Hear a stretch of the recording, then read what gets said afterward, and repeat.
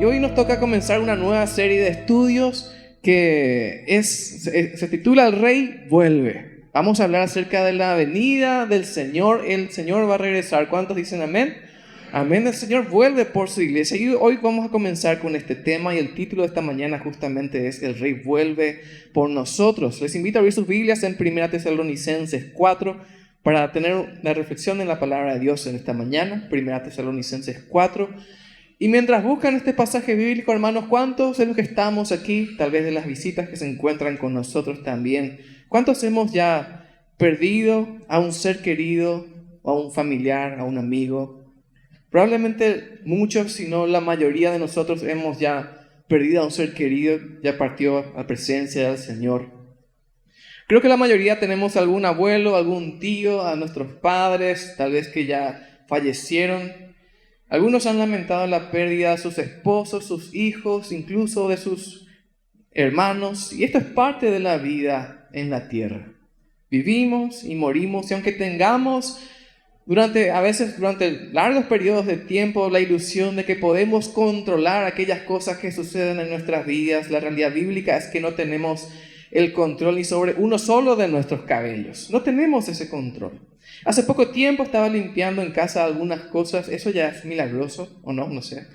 Estaba limpiando algunas cosas en casa y me dice mi hija Julieta de 5 años que... Me dice, anoche soñé con abuelo. Él falleció el año pasado, en enero.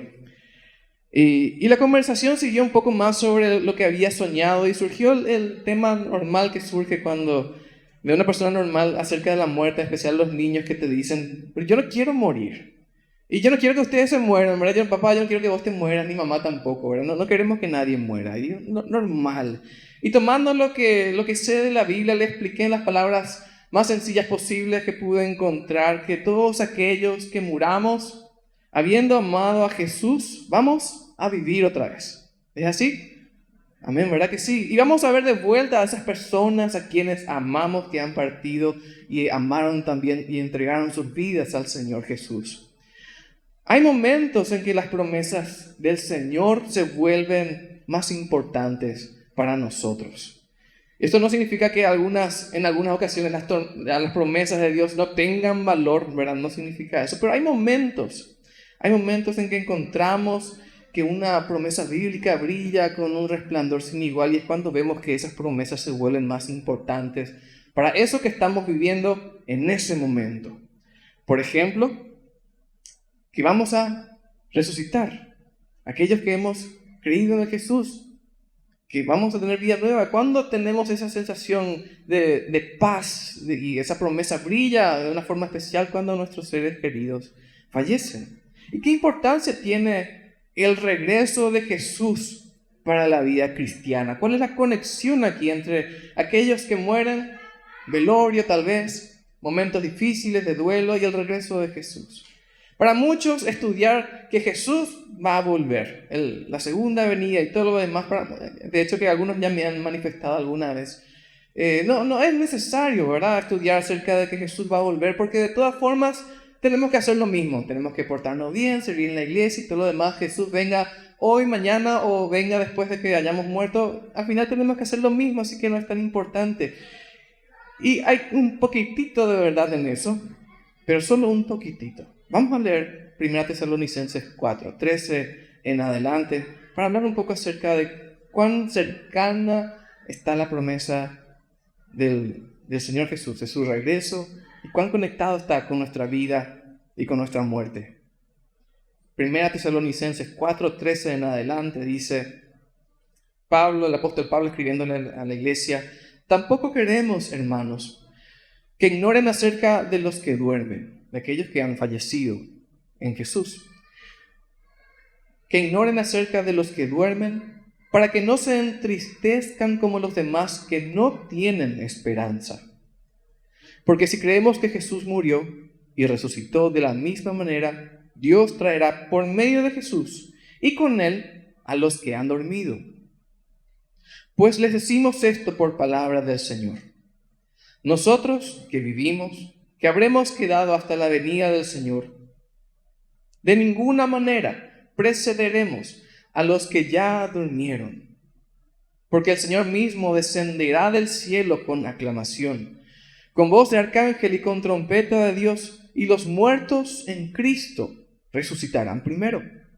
Luego nosotros, los que vivimos y habremos quedado, seremos arrebatados juntamente con ellos en las nubes para el encuentro con el Señor en el aire.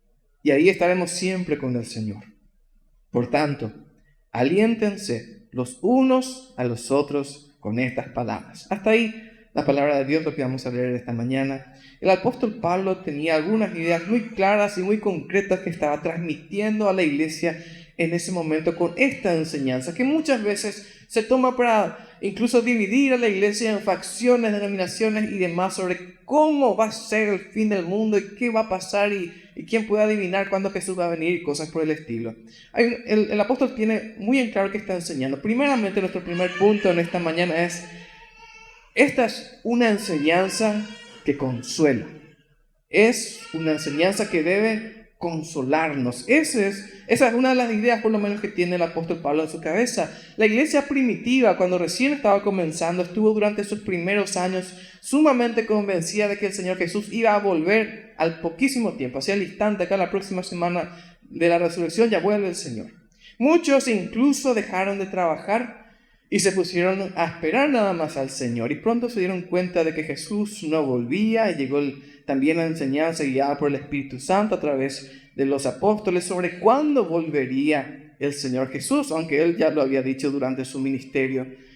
Y surgieron preguntas dentro de la iglesia acerca de qué sucedería con aquellos que murieron creyendo en Jesús, pero que murieron antes de que Él vuelva. ¿Qué va a pasar con ellos?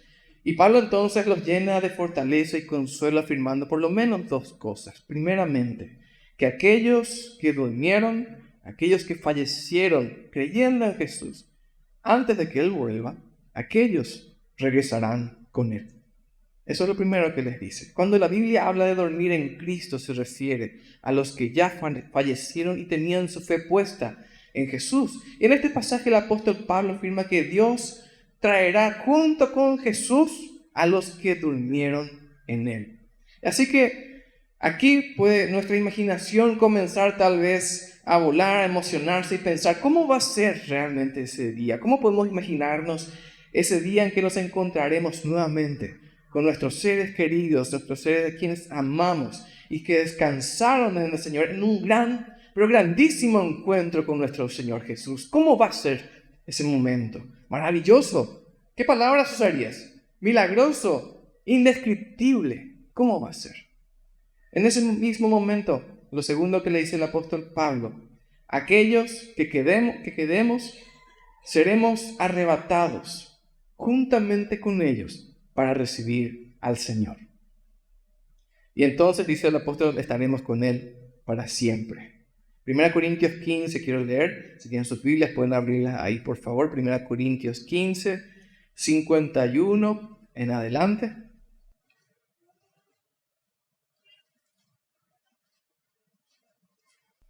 Primera Corintios 15, 51 en adelante dice: he aquí, os digo un misterio. No todos dormiremos, pero todos seremos transformados. En un momento, en un abrir y cerrar de ojos, a la final trompeta. Porque se tocará la trompeta, y los muertos serán resucitados incorruptibles.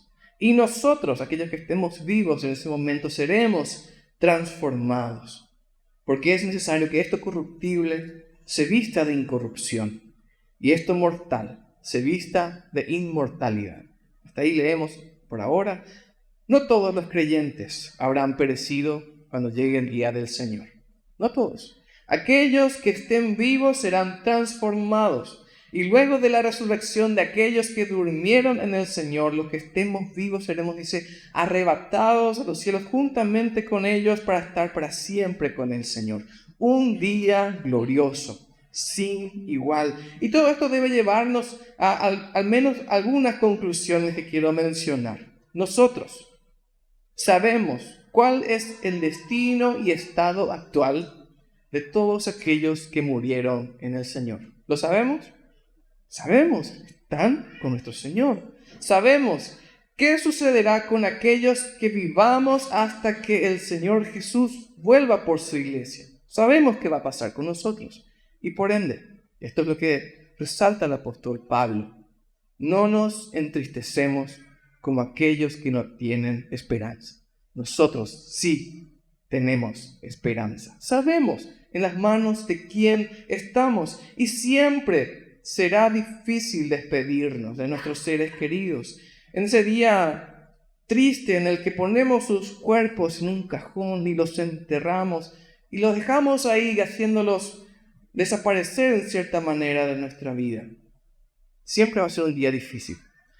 Pero nosotros sabemos que, como dijo un escritor cristiano, todavía no existió un solo creyente que haya fallecido y lo haya lamentado. Ni uno solo. Fue en la gloria. Y sabemos también que ese acto es el de enterrar a nuestros seres queridos. Es como sembrar una semilla espiritual que resultará en vida eterna en un futuro no tan lejano. Amén. No tan lejano. ¿Qué representa la muerte para nosotros? Nos llena de tristeza, desesperación. Dios nos cuida aquí y en la eternidad. Acompaña y sostiene a los que se quedan a seguir enfrentando este mundo cruel. Los cuida mucho mejor que lo que nosotros podríamos cuidarnos. Y acompaña de manera sin igual a los que partieron. Que estas verdades nos consuelen.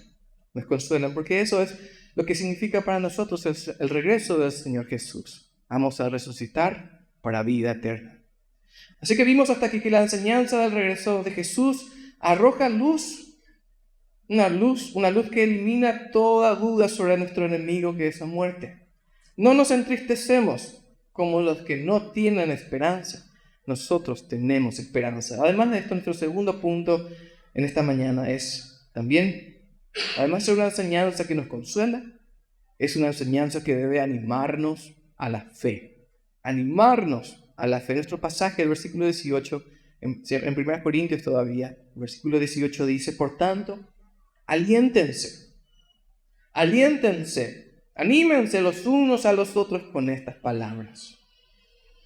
¿Qué debe animarnos a la vida de fe? ¿Qué debe animarnos a ser una iglesia viva que se mueve en el poder del Señor?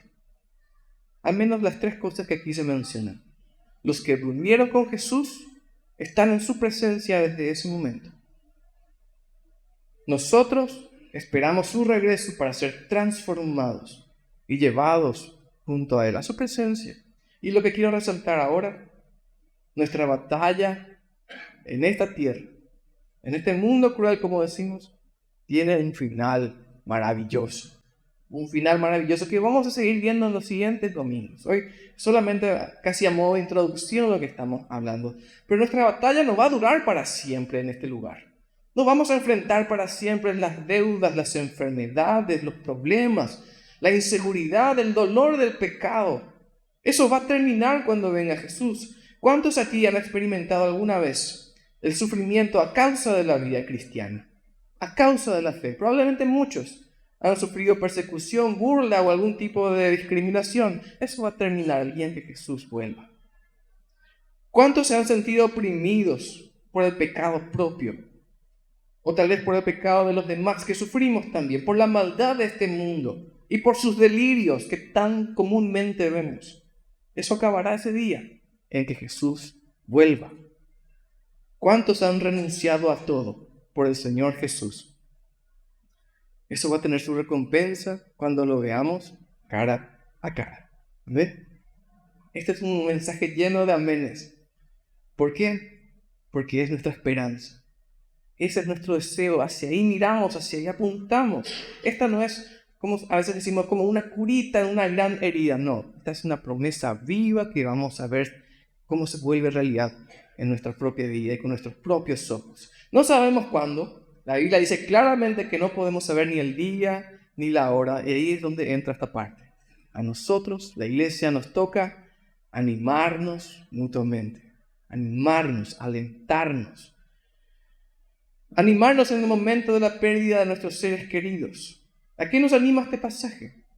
A estar listos para ese momento. Nunca, nunca el Salmo 23 brilla tanto como cuando lo leemos en un velorio. ¿Por qué?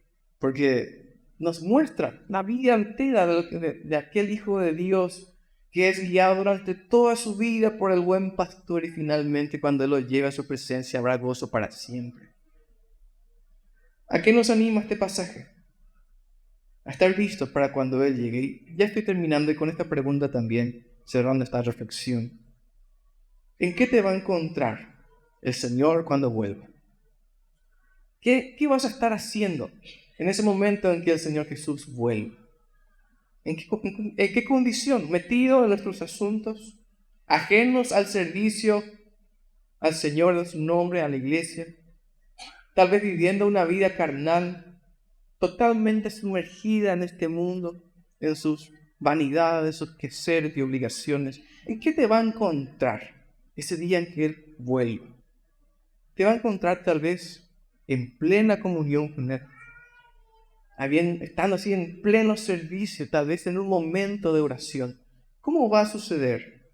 ¿Nos va a encontrar ocupados en su obra o llevándonos a su reino como pasados por fuego? ¿Cómo nos va a encontrar ese día? Que no sabemos ni el día ni la hora.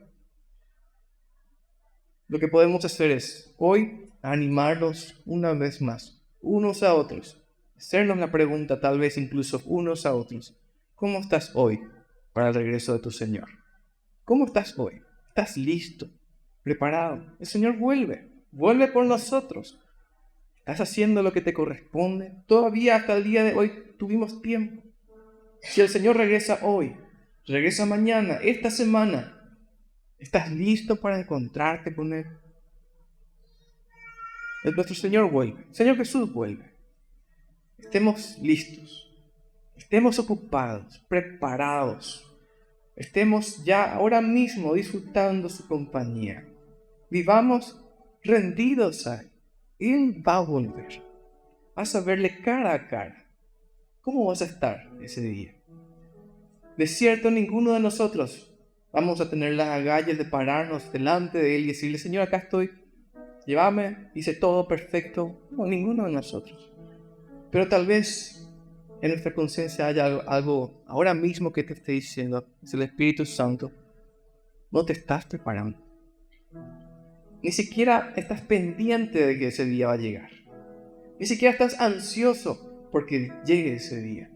Para muchos decir que el Señor Jesús vuelva es: no, la vida es tan bella, quiero casarme, quiero tener hijos, quiero ver a mis nietos y todo lo que el Señor creó es bueno y maravilloso. Ciertamente que sí. Pero es mucho más grandioso y maravilloso el regreso de nuestro Señor Jesús y partir a su presencia. Para aquellos que nos visitan tal vez y que nunca han escuchado todavía este mensaje, la Biblia tiene un mensaje muy claro para cada uno de nosotros. Dios nos creó para vivir en comunión con Él, pero esa comunión se rompió por el pecado. Cada uno de nosotros debemos y somos condenados a la condenación eterna lejos de Dios a causa del pecado que está en nosotros. Pero en Jesús, poniendo nuestra fe en Él, creyendo en Él como nuestro único y suficiente Salvador, tenemos acceso a la vida eterna. ¿Cómo tenemos esa vida eterna? Confesando con nuestra boca que Jesús es el Señor y entregándonos a Él en adoración, en servicio, para que Él sea nuestro dueño, nuestro Señor y nuestro Salvador.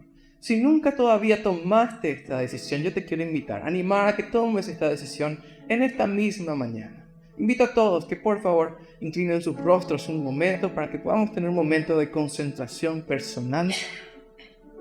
Y si hay alguien en esta mañana, en este lugar, que entiende el mensaje de salvación, lo escucha tal vez por primera vez o por primera vez quiere tomar la decisión de entregar su vida al Señor Jesús, yo te invito a que hagas esta oración conmigo, que repitas ahí en la intimidad de tu mente, de tu corazón. Señor Dios, en esta mañana entiendo que estoy lejos de vos, porque soy un pecador. Y entiendo que lo que merezco es la condenación eterna. Pero también entiendo que en Jesús hay esperanza de vida eterna. Y yo quiero esa vida eterna. Me arrepiento de mis pecados. Y en esta mañana quiero hacerte mi dueño y mi salvador. Quiero entregarte toda mi vida a ti. Y quiero disfrutar de una eternidad contigo. Te doy gracias por amarme, por haber pagado el precio por mis pecados. Y te recibo como mi Señor y Salvador. En el nombre de Jesús. Y todos aquellos, Padre nuestro, que en esta mañana también somos tocados por tu Espíritu Santo, que recordamos que nuestro Señor Jesús va a volver, que tal vez no estamos preparados para ese momento, no nos estamos preparando, Señor, te pedimos perdón, porque creemos que el Señor Jesús va a volver, pero no lo estamos preparando. Te pedimos perdón, porque le dimos importancia más a las cosas de este mundo que al reino celestial, que a servirte a ti. Vivimos para nosotros en vez de para ti, y te pedimos perdón por eso. Y te rogamos que nos ayudes a tener presente cada día de nuestra vida que vas a volver por nosotros. Y queremos estar listos, expectantes de ese momento sin ningún temor. Te damos gracias por ser bueno y paciente con nosotros. Oramos en el nombre del Señor Jesús. Amén. Amén. Que el Señor nos bendiga. Y si alguien aquí en esta mañana ha tomado la decisión de entregar su vida al Señor por primera vez, les animamos a que se acerque a algún ser querido, a algún creyente que le pueda guiar en los siguientes pasos. Tal vez alguno de los pastores, así aquí nos conoce a uno, y que el Señor los bendiga.